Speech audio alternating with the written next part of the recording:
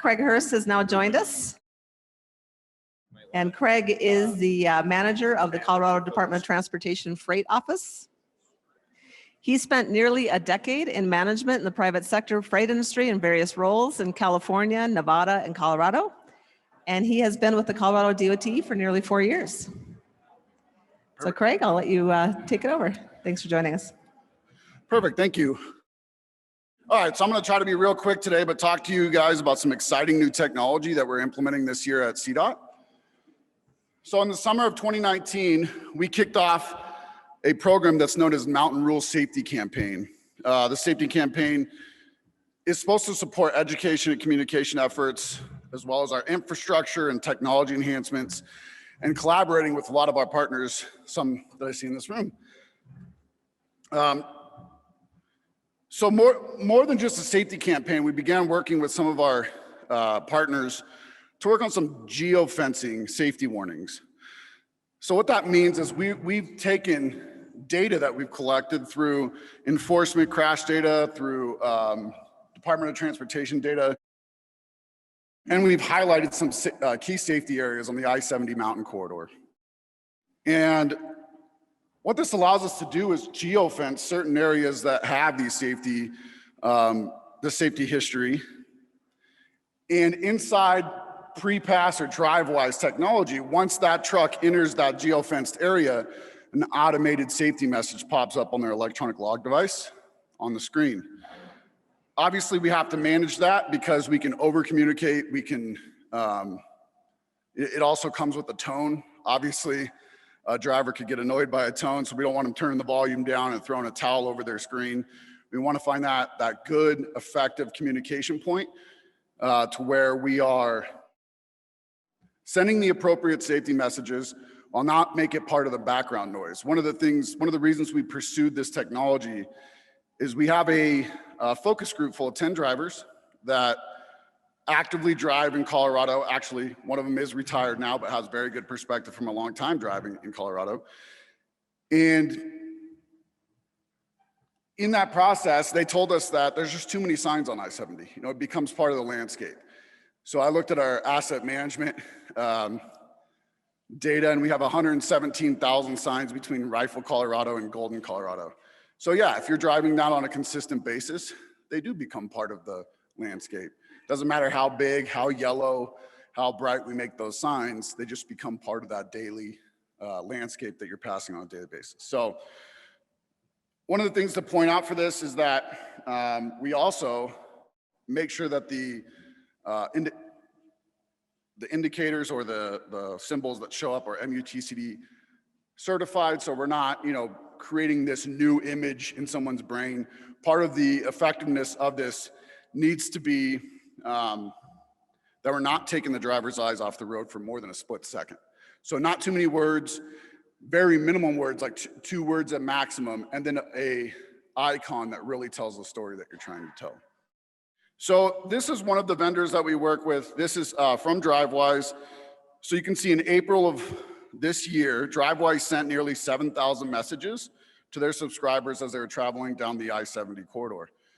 To me, that's huge. Obviously, my goal is to get into every single cab of every truck. This is very much looked as a pilot program. We'd like to expand this into 100% of cabs. But we had to figure out how to do this first. And so this is really what sets the pace for us to do this long-term in more effective situations. So you can see that a couple of those, we call them permanent restrictions or hard restrictions in my office, but you can see brake check areas, low bridges, runaway truck ramps, steep grades. So a lot of this program came out of an unfortunate event the prior year to that, where we had a runaway truck come down into the Denver metro, rear end traffic, and 4 fatalities came out of that incident. And so obviously the big yellow signs, the blinking lights, all of that is fantastic, but what can we do to continue to communicate the safety enhancements that we have on the corridor if you're in a bad situation where you have brake failure? Actually, the notice to proceed just came out today for us to start this project, if you will. It's called the Truck Safety Information System. And we're going to be doing this on Lower Straight Creek, which is coming out of the tunnel, going westbound on Eisenhower Johnson Memorial Tunnel. That runaway truck ramp is used on average 52 times a year. So that's once a week. That is the most utilized runaway truck ramp in the country. And of course, that data goes up and down by a year. This is a little on the high side, but what's the factors that drive the high side? We're set out to try to learn some of that in this project. So what we're going to do is a little different than some attempts in the past. In the past, we tried to use a weigh in motion scale in the tunnel.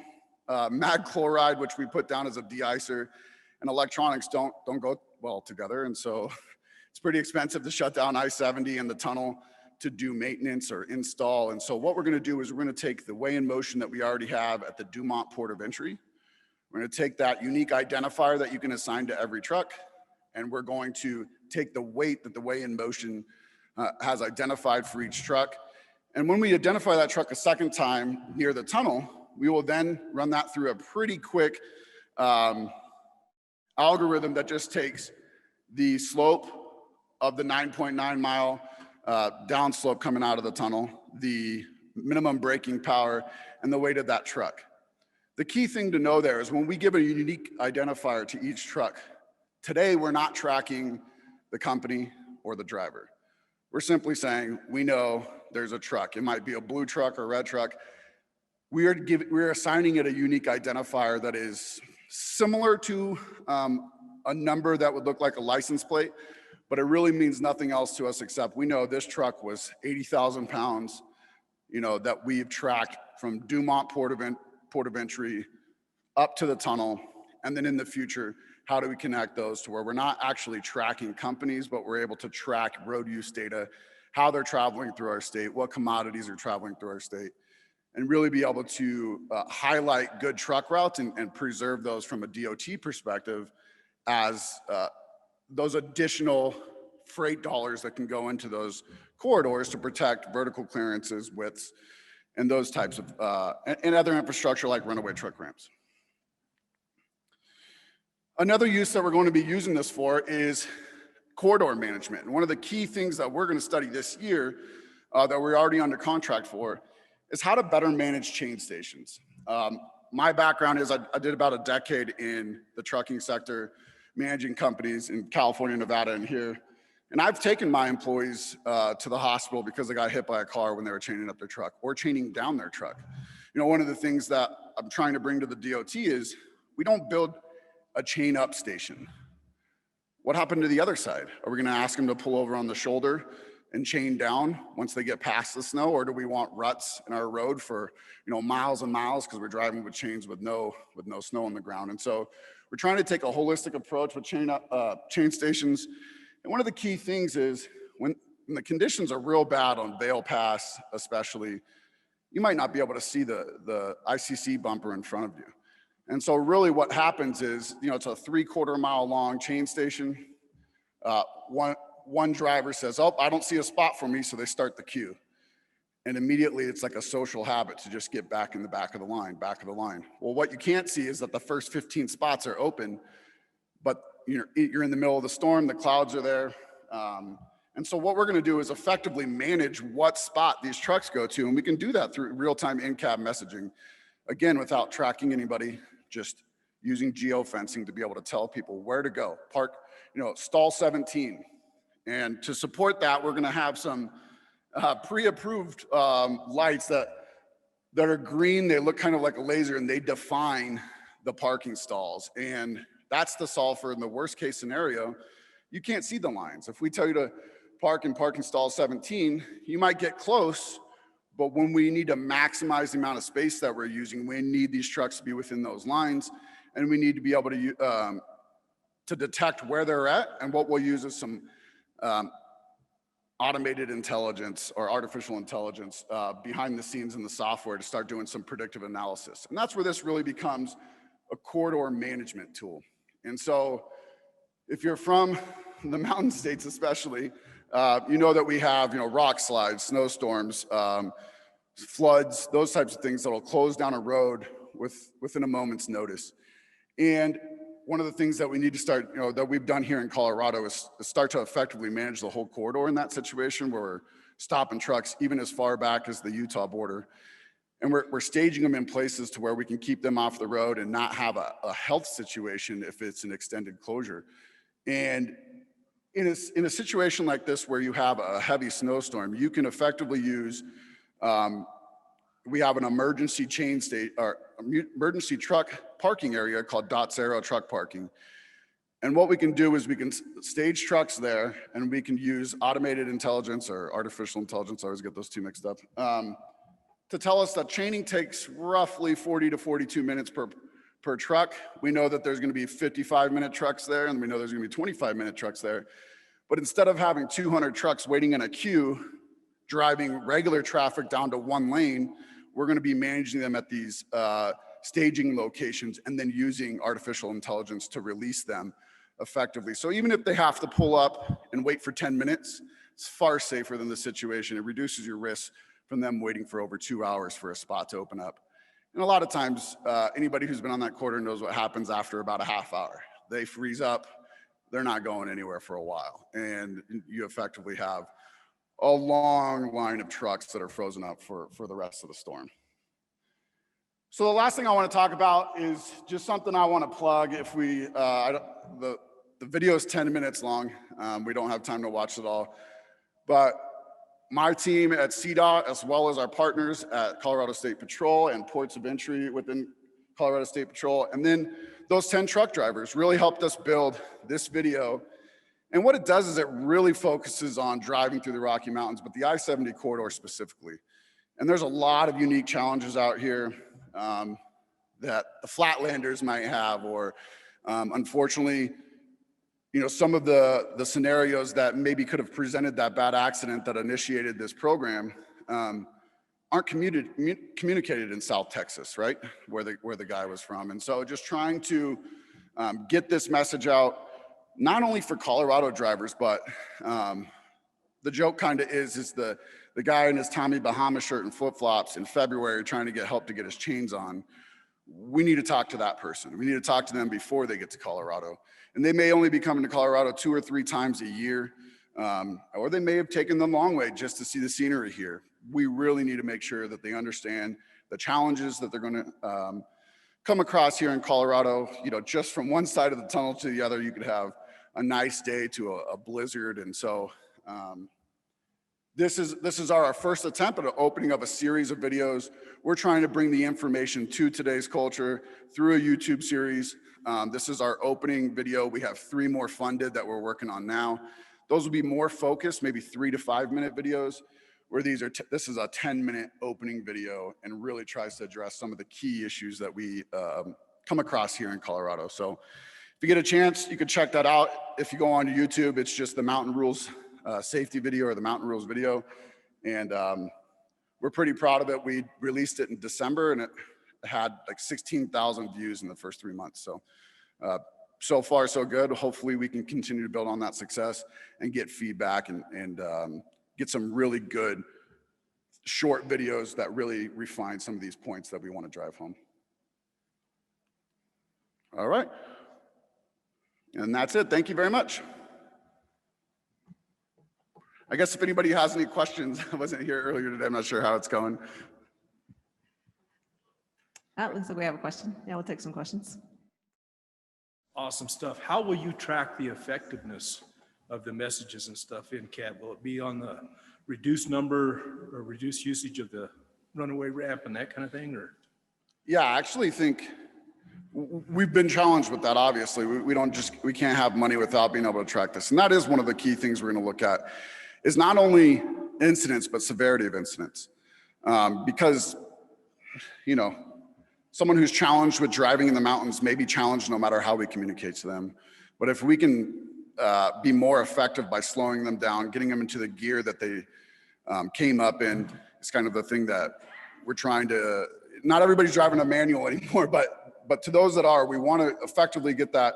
If you're climbing in one gear, you need to be going down in that same gear and trying to get that type of message to them so we can reduce the severity of the incidents. I think that would be key for us as well. But yes, the overall number of incidents would be huge. We haven't necessarily been able to track effectively or with any type of confidence the amount of time that it's taking for us to manage the chain station. And so really we're gonna have to come up with some metrics to judge our ability on, but to tell you what, that's just the eye test on that one. That causes a lot of issues. There's a lot of safety incidents that do happen there. We do have some of those numbers that we can kind of match ourselves against, but every storm is different, going to create a different set of challenges. And so it's really hard to manage yourself or judge yourself on anything but kind of the average annual events that happen around chain stations each year. So that is going to be one of our key challenges to come up with as a team, is how do you manage this project's effectiveness, and how do you connect it to other safety enhancements that we can do in the future? I think it's a great idea. I think all of this data collection and crunching numbers and statistics and everything is good stuff for managers and industry and law enforcement and all that. But at some point, we need to touch the drivers with this information. And I think telemetrics are the way to go. We installed a system in August, and it included driver-facing and forward-facing cameras. And there was a lot of pushback at first from our driving staff. But the younger guys especially really bought into it because it's technology, right? And they've turned it into a game, and they're having little side bets on who the #1 driver is going to be. And, you know, I can do a better score than you can do this month, and that kind of thing. And we've seen just a really dynamic change in our driver behaviors. You know, we've eliminated harsh turns, harsh brakes. We've also learned that on the crash data side of it, probably a lot of that data is skewed because there's a lot of instances that aren't the CMV's fault. We've had like 4 very specific cases just since August, to where we had an accident and the investigator would show up and say, oh, your truck crossed the center line, caused a wreck because you're on the left side of the road, that kind of thing. But we had a video that proved no, it was the automobile that crossed the center line of the road, hit our truck, caused it to go to the left side of the road. We've had 4 of those just since August. So I think it's the way of the future. And I think that's what we as a group need to start doing, is concentrating on getting these messages to the drivers. And I have a very similar experience. When I was at Conway Freight, I was actually the HR manager in Southern California when we implemented those driver cams as well. And I can assure you that it saved more people's job than it caused us to fire people, if you will. And so it really does tell a good story, if you will. It gives the investigators a lot better perspective, and it's not just people chasing after the big truck accidents any longer. Yeah, thanks, Craig. Yes, sir.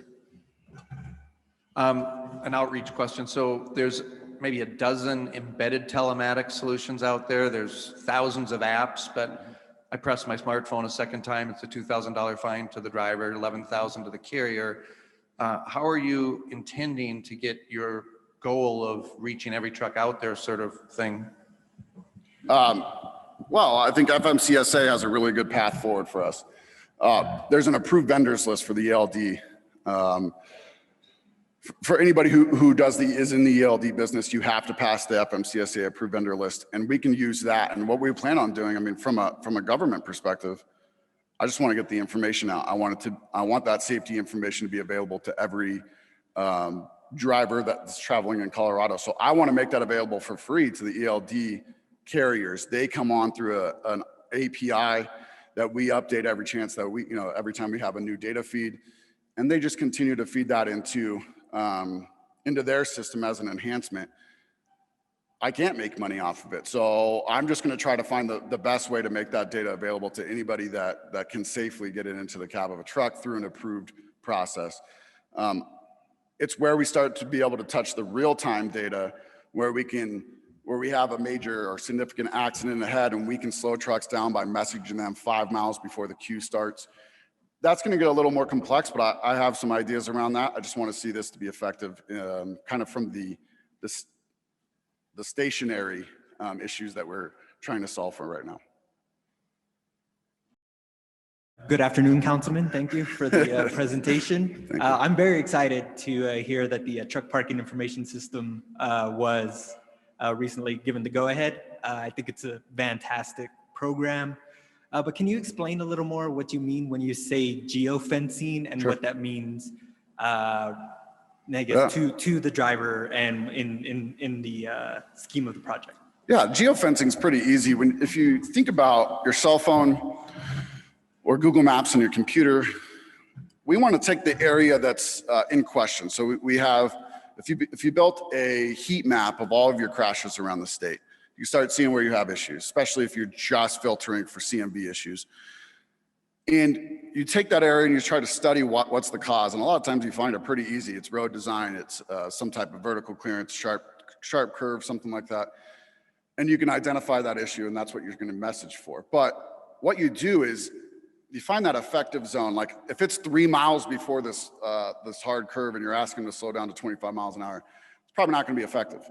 So you have to find that sweet spot where we're going to trigger that message to happen, and that's where geofencing comes in. And so every truck that has an electronic logging device has that little blue dot, let's say, on the map that we're all accustomed to. When that little blue dot enters the square that we drew around that zone, you know, a half mile before that happened, or before the sharp curve, that's when that message pops up. And so that's where you kind of have to go out there and test it to see if it's too soon, if it's not soon enough, and get that feedback. And so that's going to be part of this growth in this program is really reaching out to drivers that are driving on these routes and seeing how effective this messaging is, and being willing to listen to that feedback and make those changes. The thing I'm most excited about with all of this is that for the large part, we have the staff to do it on my team to do this effectively. And so we are definitely using some vendors that are a lot smarter than me to make this work, but in all reality, we can get these messages out and push them through pretty quickly once we get the system built. And all the geofencing work was done by a lady named Kim on my staff, so it's pretty cool. Great, thanks, Craig. Any other comments, questions? Go ahead. Hypothetically speaking, do you guys think you could set up geofencing on the fly, like fast, if you had a specific problem in a specific area? I'm thinking North Dakota, we don't have any, it's all flat. Mm-hmm. We don't have any hills. Yeah, I think we can do it in about 10 seconds once you have the system in your hand. You ever try to like look for a house or something, you draw a little shape around the area that you're looking for, that's a geofence. And so you're going to send the message to anybody who's on this system that is inside that circle. So we're not sending out to everybody in the state. We're not even sending it out to everybody on that route, just the people that's going to impact once they get inside that zone. 5G really helps. Obviously, we're trying to keep this away from cell phones and onto an eye-level ELD. But who knows what the future brings with the way technology is happening right now. So I think this is kind of the transition between automation. I know that could be a bad word in some areas. That's not what I'm pushing for.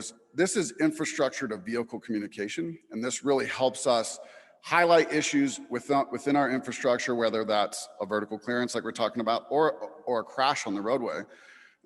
This allows that infrastructure through the operators at our traffic control centers to be able to effectively push messages out very quickly, quicker than we can unless somebody's sitting there on Twitter in their driver's seat, watching Twitter, because these come out at the same time Twitter messages do. So yeah, I think we could. I think in the future, you get a report of an incident and it's a serious one, it's going to close down the interstate. We could start drawing a geofence 10 miles back and slowing everybody down, or tell them, quickly devise an approved detour route and get that message out really fast. And so, then you can use your variable message signs and everything else in the interstate to kind of support that effort once that happens. So it's not just for the CMV world, it's then communicating to the passenger vehicle traffic as well. Great, thanks again, Craig. Perfect, thank you, appreciate it.